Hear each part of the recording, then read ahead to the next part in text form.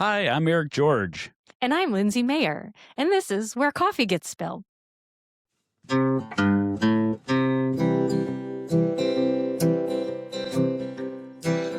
your cup, relax. You're not running late. Let's just spill the beans and let the convo percolate.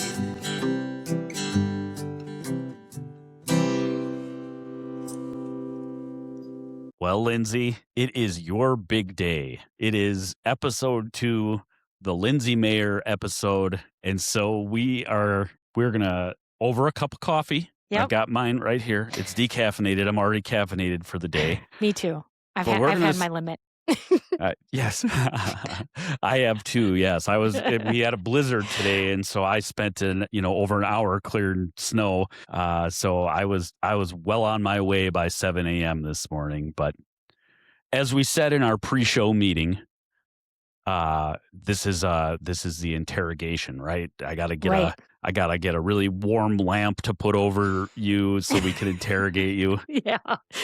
Just pummel me with questions. It's okay. Yeah, it's going to be rapid fire. It's going to be very uncomfortable for you and everyone's the gonna listener. Learn a lot. Yes. Of what not to do. No. Yeah, right. So I was thinking about this over the weekend and how to go about like cracking in and seeing if I can get some different perspectives from Lindsay than I already know. And I think back to our first time meeting, and we met over coffee and talked a whole lot and shared a whole lot. And it got me thinking about, what did Lindsay want to be when she was little? And I had read your notes, your pre-session notes as well, where it said you knew what you wanted to go to college for. But let's even back up further than that. What did little girl Lindsay want to be when she grew up, and then how did that evolve as you went to college and started out as an early professional? That is really funny because you really are diving deep. I used to, as a little kid, love soap operas. Because when it became nap time, it was Days of Our Lives was on. And so my mom would be watching that. My mom was a big fan of Days too, like Sands Through the Hourglass. Yes, exactly. And so I think probably my original thing was probably wanting to be a soap opera star. I didn't look at it as like actress. It was like, I want to be in a soap opera.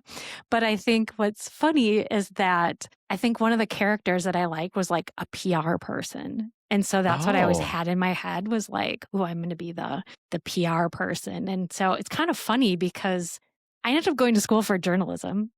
Okay. And I didn't like the PR side though, which is so funny because I saw it in action on, in the soaps. And no, that's not the route I went. I went more marketing, advertising. And so you're probably referencing from my notes of like, I knew that I was going to school for I didn't know maybe journalism degree at that time, but I was going to school for marketing. It just was. I loved jingles. I could remember all of them. And so that's what I was going to do. Are we talking like 80s kid product jingles? Probably. I don't think it even had to be kid product. Yeah. I had like songs or things like just stuck in my head. So yeah, I think just the creative part. Plus I always wrote stories. So I think there's part of that writer piece that came in. And then I like the creative piece because I always wrote stories. I think I was in elementary and I wrote a story about my sister's cat. and how he had a bad day. Okay. Yeah. So I got that. So a little bit of perspective taking. Yeah. Very cool. Yeah. So I think that was like 4th grade or 5th grade. And so yeah, then that just took me through to I think just like marketing was where I wanted to go. And so like when it came time to go to college, it was like, okay, what do you do? And it was journalism degree. And then yes, this is going to date me, but at the time it was news editorial. So yes, one of my exams was having to outline a front page of a newspaper. So yes, that does. Oh. I think that's still important though. Did you plug that into Claude or ChatGPT? I wish. No, you actually had to know You what the letters, how many, like each letter had has to do a character stuff? number. Oh Yeah. my goodness Like gracious. W's are threes. W's and M's are Okay. threes because of the width that they take. So you had to like count out your headline to fit the space. Yeah, we could go on and on about that. But no, I did not go that direction either. I did go the advertising PR. And then when I figured out what PR was, it just wasn't I'm not a center stage person. So it's Okay. like, to me, that was like, you're the eye, and I don't like attention is Okay. where I come from. So I think that's probably why I didn't, because So I bet you this episode of the podcast feels terrific to you, being the center of attention. Yes. Oh yeah, I love it. No, this Okay. is good. It's great. I love these questions. They're hilarious because they make you think. Like, really, Yeah. like, why? How did you go down that path? And so yeah, it's kind of funny that. Think about this is kind of what was popping into my head when you were saying that, and I got kind of fixated on the before college bit. Mhm. And Oh no. no, I think about guidance counselor conversations Yeah. from when I was a teenager, Okay. and I'm just curious, like, can you recall a conversation with a guidance counselor? And can you, like, did they say, do you remember any advisor or counselor in high school being like, well, what do you want to do? What are you going to college for? And trying to steer you to the right school or anything like that? Or is that just, maybe it happened and it's just not significant enough to be a memory? Gosh, I don't want to knock on guidance counselors, but I don't remember getting a lot of guidance. I don't know. But I think a lot of it was more on you taking the action. And for Sure. me, it was like, I don't know. I mean, I had an idea, but I don't know. I just didn't go that direction. But I would say, in high school, I took I think it was sales and marketing class. Cool. And part of it was you got to work. So like part of it was the class, and then you actually got to go, you got credit, but you got credit for the course, but then you got to go work and earn money. I mean, So, and perfect, right? yeah. And so it was like you learned about the business and marketing side. And I'm sure there were elements of like pull it into your job, because I worked retail, I worked in a clothing store. And so I'm sure part of that was like, but he worked with your manager at the time. And like, I think there were things that they had you like, oh, if she could work on this, or the interests and things like that. So I'd say he's the only one that I really recall being like, and it was because I took the class, but I think it's just, what do you want to do? And then how do we grow you in that space? And you know what? I can't remember his name, but if you're still out there, thank you. I went to UW Oshkosh. I know some people refer to it as UW0 or UWO, but UWO. yes. So I went there. I actually have a degree in journalism, like I said, with PR and marketing or advertising emphasis, but then I also got an English minor. Cool. So I love to read and obviously write. So that was fun. It extended my time in school a little bit longer, but that's okay. I got to read a ton of books, so that was good. Yeah, I think college is fun, and if you got things that are aligned interests and you can grab a minor and or double major or whatever, I think that's. I don't know how people do that, but sure. Yeah. Sure, I loved it, but then I don't know. It's kind of like you go through it and you have this plan, and then it's like, okay, I got to go out into the working world and make something of this. What do you have a course from college that was particularly influential to you or beneficial? Anything that stands out? As you can recall, the news editorial that I still know how much letters are worth, that stuck with me. Gosh, I was in this national student marketing competition. That's maybe not even the real name. But it was my last year or part of my last year. That's kind of what I extended it to. So I worked throughout college just because I paid for my own schooling. And so that's how I did it. I worked and went to school. And so one year I did take out a student loan. Otherwise, I didn't have any student loans. But I was a part of this national student advertising competition. And so we had this class where you worked on developing the strategy all the way through the execution. And our client was Hallmark. And so we had to come up with different like Hallmark greeting cards. And I don't know, like it got you like closer to people, like, because I think not living on campus, I lived at home, I went to school, I worked. I really didn't get the full college life, I would say. But that having that semester of working with people closely, like, I mean, we were putting together stuff all the time. So it's like you'd start your classes and then you were there probably till like 9 o'clock at night, just trying to get stuff Wow. ready for this competition. And I think it was like fall semester and then the competition was like in May. And so you went. And what's funny is the competition was in Madison Ah, at the Sheraton Hotel. So yeah, I went and did that. We didn't end up winning, but I think I just learned, I don't know, a lot about developing relationships that you hadn't had the opportunity, knowing that, yeah, you have friends in class, but when everyone lives in the dorms and you're out, working and that kind of thing, your relationships are a little bit different. So it was a great learning opportunity throughout the whole like ad campaign structure, but then just kind of being able to build those relationships with people because you spent so much time together. yeah. It sounds fun. It was fun. Yeah. We came up with like so many different greeting cards. I mean, like that was always my piece, like the creative piece. Like you had people who played like the account exec role, so they did the whole presentation. But then Yeah. there are several of us who did the creative work because everyone had to kind of have a role. So yeah, Well, that was you've fun. crafted many a coffee puns in our and I had some feedback from a colleague of mine, Uh-oh. and I can't take credit for the coffee puns. All Oh, that's you, Miss Mayer. oh, well, that's me. Yeah. You got to have fun and yeah, play with your words a little bit. Don't take life too seriously. So, how did you find your first job? So I graduated. Normal is like May. I graduated in December because I finished up my minor, and so December was really interesting to start. Looking for it. I think now you start so much earlier. I think when I was, Yeah. it's like maybe people did, but like, okay, I'm like, now I need to get a job. And so, um, gosh, I went to like job fairs. My now father-in-law worked for the university as well. So he worked at UWO, and he I think introduced me to one of the like the guidance counselors and like the job fairs and things like that. So I did that routine, and then I think I just ended up. It's funny, I ended up in a really small startup like tech company. It was Oh, two interesting. guys that had started it, and they did like small business software for, I think a lot of them were like garage door manufacturers. And so it's kind of funny because not corporate life yet. You have this small office. I think I was like the fourth employee.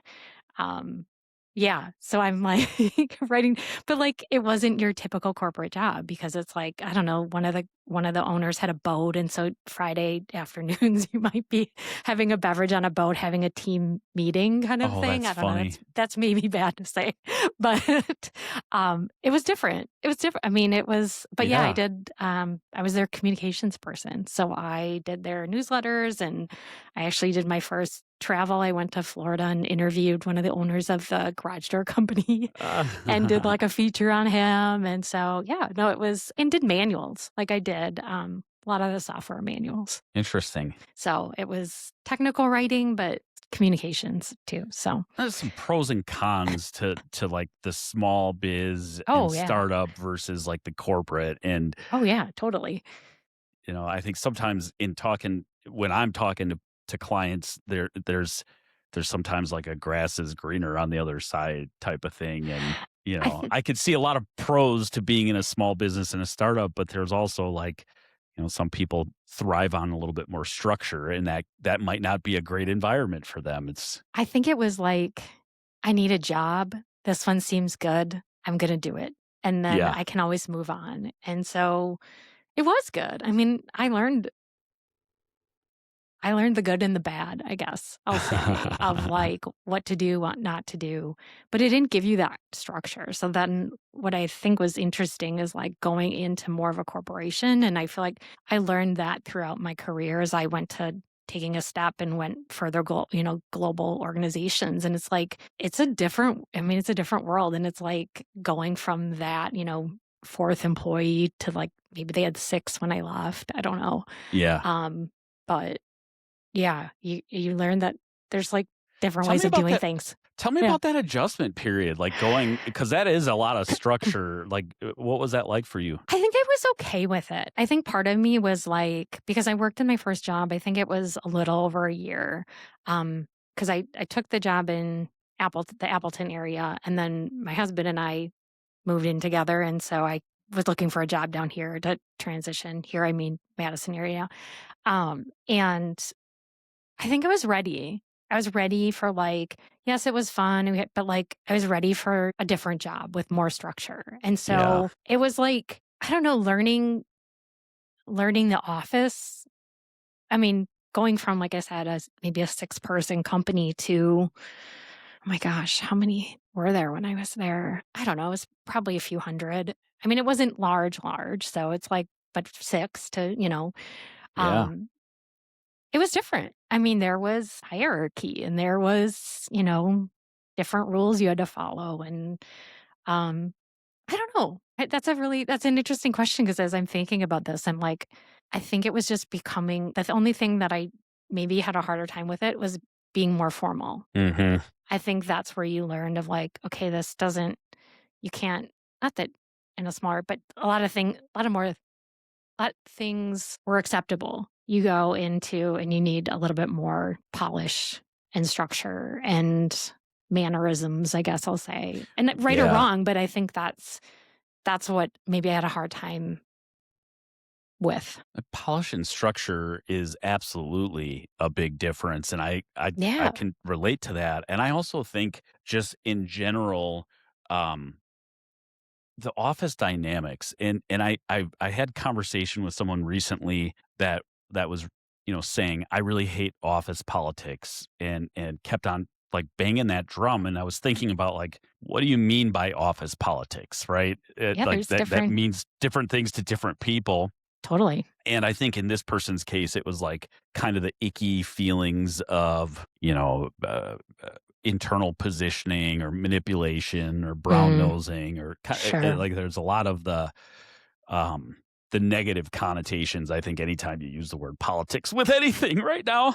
And Yeah. Yeah. I mean, I remember people saying like, "Oh, you just need to play the game." And I'm like, "Do I?" Like right.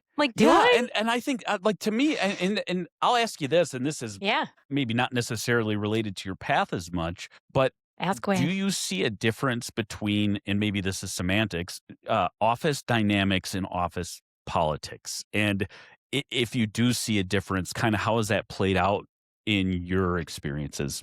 I think they are 2 different things, like, but I feel like they're very close Hmm. in that, I think of dynamics as, like, what is the culture? Like, what are Hmm. like, who are the people that you're working with? What kind of organization are politics, I do have to say, always has had a negative connotation for me Yeah. because I feel like it's the what do you need to do to get ahead? Like you need to play the politics if you want a raise or you want your next position.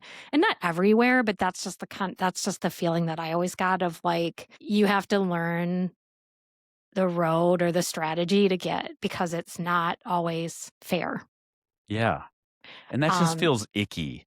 Yeah, it does, and that's why I always, people are like, "Oh, you just need to go along with it because that's how it goes." I'm like, "Why does it have to? Like, Hmm. why do we have to play this game?" And it's like you kind of understand it. It's just who's in leadership. I mean, and it's kind of like when you talk about that mannerism and that professionalism, is it totally? But it's who's in charge and what does that look like from the top? And Yeah. you can do as much as you can in your role wherever you are, but it plays a bigger part from above. And that's where I say like dynamics of how do you want it's kind of like how do you want the organization to be and is the organization in reality? Yeah. Because I think a lot of it too is, oh, this is how we are. And then when you look at it deeper, it's like, I don't know. And it's Yeah. not all organizations. And organizations change too Hmm. as they grow and you get different leadership in or just different teams that you work with.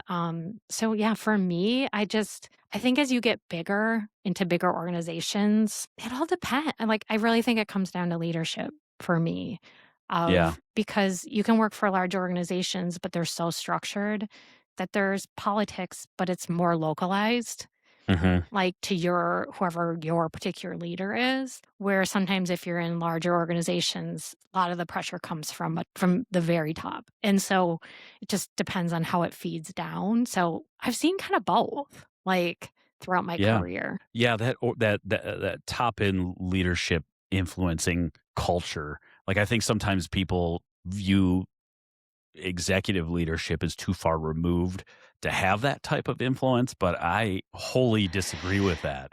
It's just a huge amount of influence on culture and how they treat their direct reports as how those folks treat their direct reports and so Right. on. And it just does cascade from there. Right. Um, so it feels like, yeah, it feels like a big influence there. Well, and I think it's just different personalities too, because I think even if you're coming from the top and you say, this is how I want it to be, you can have people disagree with, like, and take a different turn, so they may not be following that path or I don't know. There's all kinds of, I chalk it up to personalities. Yeah. That's how I mean, Yeah. And organizations do end up sure. taking on a personality, right? Like I guess Right. that's culture. And Right. and I think of, different cultures where feedback is encouraged and it's accepted and changes are made Hmm. based on how people are feeling versus a very um top heavy authority in creating this is how it's going to be, and if you don't like it, don't work here. um Right. Oh, yeah, there's both. Or there's the, "Oh, we want your feedback," but then it doesn't go anywhere, yeah. that kind of thing too. So it's like you can do all the right things or, like, put all the right measures in place, but if people don't feel like they're being heard, it just becomes a process and not thoughtful one, I guess. Yeah, yeah, exactly. Yeah. They're trying to convince you that they care and their actions are telling you otherwise. Yeah, and I also think too, like, this is where a lot of those awards and things come into. Like, I mean, I Mhm. remember when I was in health insurance, it's like, you were trying to get NCQA accredited and there's all these things you had to do. And I know from um just there's different processes that have to be like you have to check certain boxes in order to get some of Mhm. these awards. And it's like that's great. Like people want to be known as X, as an organization, but it's like, I don't know, it's kind of a label and that's great. But for the people inside of the Yeah. organization, sometimes it's like, okay, great. But that's not how we feel here. Even though we Yeah. like did all the work and got the badge or whatever we wanna call it. It looks great, and it's like, it's good, but, like, if you're not doing the things behind the badge, it's just a badge, Yeah. and I Yeah. think that's can be hard. I think we kinda got into the politics, and that's kinda some of it, I think that comes with it, with culture too, if you are you a award-winning culture? Are you really that, or are you, Yeah. you know, And but I've worked for it's places that kind of fall on both sides of that spectrum, where they're Oh, really yeah. great places to work and others that are not so great. Um, it also, I think this is something where you and I have bonded as well. We're both members of a local business consultants networking group, Yep. and that's how we met. Mhm. And I think there's a similar interest in this entrepreneurial path. And so why don't you tell me a little bit about how you decided to go solo, what you're doing. Tell me a little bit about your business and kind of the whole shebang on that side of Lindsay's story. Yeah. So my corporate stint ended in December of 2024. I took a few months off. I think I was a little burnt out and I didn't know what my next phase was going to be. Did a lot of stuff around my house, which felt great. It's good to just have, I think Eric, you and I have talked about this too, of just having the need to have something to do to use Yeah. up some of that energy. Yes. And so, yeah, just organization and just, I don't know, it kept me in a schedule. And I think I still needed the routine, even though I like needed to decompress in different ways.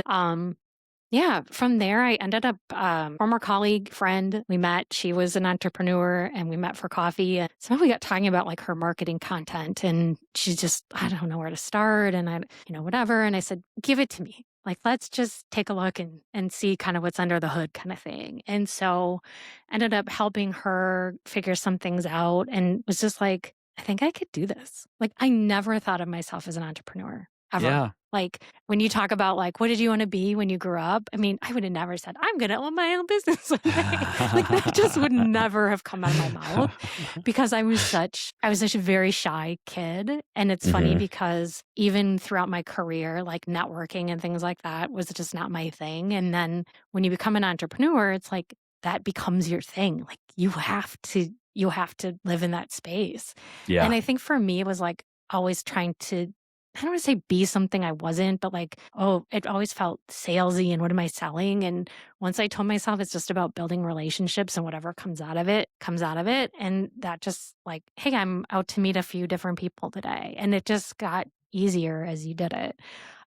So yeah, in March, end of March, I think, Camera Communications was fully established. I have to So say, I you're at a 1-year anniversary. almost, yeah, Yeah. yeah. Very cool. Yeah, the concept. Camera Communications actually started a few years. I thought I was going to do freelance writing, and so I got my LLC in like 2023. Did some side work, just wasn't the time, and so when 2025, I think that's right, hit. Yeah, that's when I was like, I'm gonna put everything I have into this and see where it goes. And yeah, here I am, almost at a year mark, which is crazy. Very Crazy to cool. think, but What's behind yes. the name? Um, Cameron is my middle name. I like my middle name, and so I just went with it. And so yeah, now I've I've still pivoted a little bit more. I think, like I said, when I started, very first started, thought I was going to do more like freelance writing, and then got into more of kind of the marketing content development. So did a lot of social and blogs and things like that. And now I've just decided that all as much as I love to do that, um I like helping people with their strategy. So I've kind of my new title where it's going is communications architect. And Nice. so it's really, like I said, taking that first colleague friend stuff of really taking content that's kind of everywhere and Mhm. helping people build that communication system to help them create that consistency and momentum. Because we all know idea goes on a sticky note and then one goes in a note like Word document and whatever. And it's like, and I think people always have this feeling that they need to create a bunch of content. And so it's like they really Yeah. don't. They have a lot more than they think. And so it's just trying to pull that all together and give them that path forward so it's not so overwhelming anymore. So that's where I'm headed these days. It's very cool, and congratulations on a Thanks. year in it. We're Thanks. we're we're winding down here. I got a Yep. couple rapid fire questions for you. Are Perfect. you on board for some rapid fire questions? Sure. I'll brace myself. All right. What one bit of advice would current Lindsay give 22-year-old Lindsay? I think the advice I'd give is don't be afraid. Like, I think there's this fear of like, you're in school and then you have all this pressure to get a job. And like, I think you're afraid to take risks. Like, I would say I'm still risk adverse, Mhm. to some degree, but like, I think you just got to put yourself out there and take chances and like, stop comparing yourself to others. I mean, easier said than done, Yeah. or the perfectionism, that kind of piece I'm always working on. But like, I think just try. Just try. I mean, I think that's the biggest thing that I've learned with being an entrepreneur is there is no right or wrong way. What is the way that you want to do it and believing in yourself to make it happen. So I love that's it. kind of the Very cool. advice. Yeah, that I'd give. So, you have a choice. Okay. You have either 5 years from now, you know exactly what your business is evolved into, Okay. and you can look forward to that over the next 5 years, or Okay. B, it is a complete surprise and it unfolds in front of you. Which do you prefer? Oh my gosh. I think old Lindsay and part of new Lindsay would be like, I want it all mapped out because I want to know what I'm doing. I think just that being in control and just knowing, I'm not like, I like surprises, but I don't like surprises. But I think that's the best part about being an entrepreneur is the surprises. Like, because I think you feel like you have to go down this path of like, I have to have it all figured out and I have to, put it in motion and then I got to blah, blah, blah, blah, blah down the list. You don't. You really Yeah. don't. Like, it's just you judging. And I think you're more concerned about your business than you think others are. Yeah. And so So true. I think I'd like a little bit of both. Like, I'd like to feel really clear in where I'm going and just be able to get behind that completely. But then I think just having that ability of like when that idea comes up of like, hey, I want to go and do this piece of it. Because I remember people saying like, oh, think about where you wanted to go in your business. Like, are you going to do speaking? And I was like, oh my God, just whoa, like, no. But now it's like, okay, I mean, I'm doing a podcast with you. I would have never thought that would have happened. So I think just, I don't know, being okay with some surprise. Like, you can't plan it all out or it's no fun. Yeah. That's what I'm going to leave it with. Without a doubt. And then the last of the rapid fire questions for you is for that presumable average listener. What do you think, what's one bit of advice or something that you would like to just share with the general public about what you've learned in your career? I think just take those chances, take those opportunities. I mean, it seems scary at the moment. And I was just reading something about leaving something behind. Like if you leave a job or different things, there's like different types of transition grief. And that could be a whole topic on its own, but I don't know, because I made a lot of friends. Like even when I got my first job down here in Madison, like I was sad about leaving them. They had become my family. And so but I was like, I need a different opportunity. I need to grow. And so loving what you do, but making sure it's fitting what you want versus what feels comfortable. So aligning your career with your values and show up. Show up is taking risks, right? Like it's just... Yeah, or just, I think listening to your gut. Like, I think that's the biggest thing that I've probably learned is like, if something isn't feeling right, you have every opportunity to change it. Yeah. And so I think a lot of times I probably didn't listen right away and things went a little longer than maybe I'd hoped, but I'm glad I made the transitions that I did. Even if it took me a little bit more time, I learned a lot.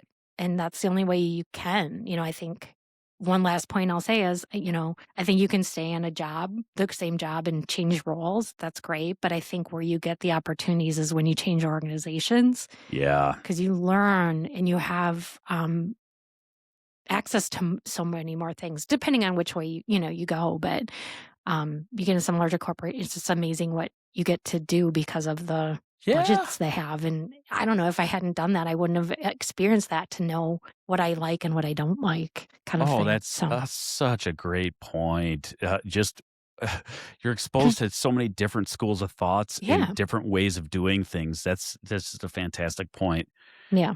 Okay. So how do you feel after your inquisition? I'm good. Okay. No, you made it easy, Eric, of course. Okay. I had no doubts. I had no doubts about you. Well, I'm up next week, so I figured I had to be nice to you so that you're gentle with me next week. Oh, wait. No, I'm just kidding. I'm going to have to warm up the Inquisition lamp.